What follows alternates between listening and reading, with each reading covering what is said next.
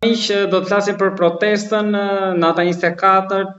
Zhvillimet janë po aty të tendosura nga të dyja palët. Kishim një deklaratë me 5 pika që kanë ngjallur debat në media edhe për atë që lexoj, pra që është Dritan Goxha, me atë është marrë kryeministri dhe qeveria, pra dhe anëtarët e Partisë Socialiste, këto 24 orët e fundit. Megjithatë, për të marrë një mendim ndryshe, do të zhvillojmë një bisedë me avokatin Fran Dashi për këtë protestë. Avokat, përshëndetje dhe faleminderit. Përshëndetje, faleminderit për ftesën. Faleminderit ju, avokat. Çfarë mendoni, duke qenë se është biseda e parë që ne zhvillojmë me ju për shikuesit tanë për këtë çështje, për këtë temë? Ka hyrë protesta në javën e 4, në gjykimin tuaj si do të vazhdojë dhe a jeni bashkuar asaj apo jo? Protesta e njëjtës shqiptare ka filluar uraganën e saj të fuqishëm duke pushtuar rrugët dhe sheshet e Shqipërisë nga data 1 qershor, dita e parë e protestës të rinisë shqiptare. Politika vjetër është lënë një anë dhe çdo shqiptar në media prezant aty në miting apo nga larg po e ndjek me vëmendje uraganin e rinisë shqiptare, e cila kërkon një ndryshim rrënjësor politik në shtetin shqiptar. Shteti shqiptar prej 36 vitesh është uzurpuar nga ish klientët e presidentit fundit komunist Ramizalis. Dy forcat e mëdha politike në këtë vend në këto 36 vite po zbatojnë pik për pik me devotshmëri planin e katavit të Ramizalis.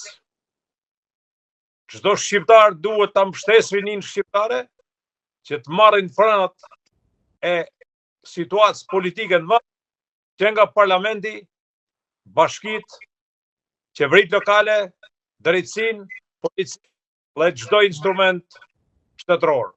Biles ka mendimin se rinia që ka lindur në vitet 90 e në vazhdim, këta do të jenë uragani i fuqishëm si do i ndryshojnë faqen Shqipërisë, dhe Shqipëria nuk mund shitet, as nuk mund blihet.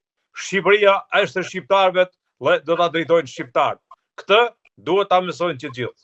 Avokat, keni një retorik shumë të fortë, por a do mjaftoj protesta për të larguar klasën e vjetër politike? Tashmë ne i dëgjojmë me vëmendje kërkesat e rinisë shqiptare, të cilët kërkojnë një qeveri tranzicioni 12 mujor, pa politikan në qeveri, që kërkojnë ndryshimin e kodit zgjedhor, kërkojnë ndryshimin e anullimin e ligjit të paketës së maleve, kërkojnë anullimin e ligjit për investitor strategjik, por rinia sot duhet ta ngrejë dozën e kërkesave më shumë. Në radhë të parë, duhet të mbyllin ish shkollën e partisë punës, shkollën e magjistraturës.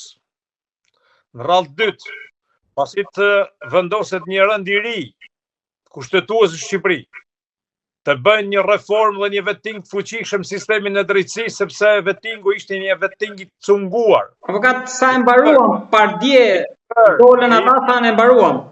I bërë nga komisioner të pa aftë dhe politik dhe partjak.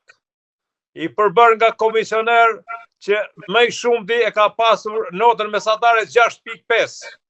Dhe sot, vettingu vërtet ka mbaruar, dhe antarët e KPA-s po hedhin valle me raki dhe me verë në lokalet e Tiranës, dhe po kërkojnë qoka për të zënë vendet në gjykatat administrative, apo në gjykatat e apelit në Shqipëri, apo në prokurit e jurisdiksionit apelit, apo të jurisdiksionit përgjithshëm. Këtu në Shqipëri sot për sot, i vetmi instrument i drejtësisë që ka perceptimin e publikut në 80% është vetëm struktura e posaçme. Të gjithë prokurorët dhe gjyqtarët, nga shkalla e parë deri në gjykatën e lartë, janë thjesht gjyqtarë dhe prokurorë politikanë që vinë nga politika, nuk vinë nga konkurimet e ndershme të juristave shqiptarë. Po të marrësh dhe të bash një biografi, një CV të pastër, 15 vitet e fundit të magjistratëve që kanë mbaruar, janë djemë gjyqtarësh, prokurorësh, Nipa dhe Mbesa, të ish deputetëve, të ish ministrave, të njerëzve që kanë drejtuar politikën shqiptare në këto 36 vite. Avokat, a priori kjo nuk mund merret si kështu se gjithë nipër vlla i dikujt apo i biri i dikujt do jemi, se nuk mund. Gazetari dashur, ai operativ sigurimi, ai gjyqtar dhe prokuror që ka lyer durt me gjakun e këtij populli,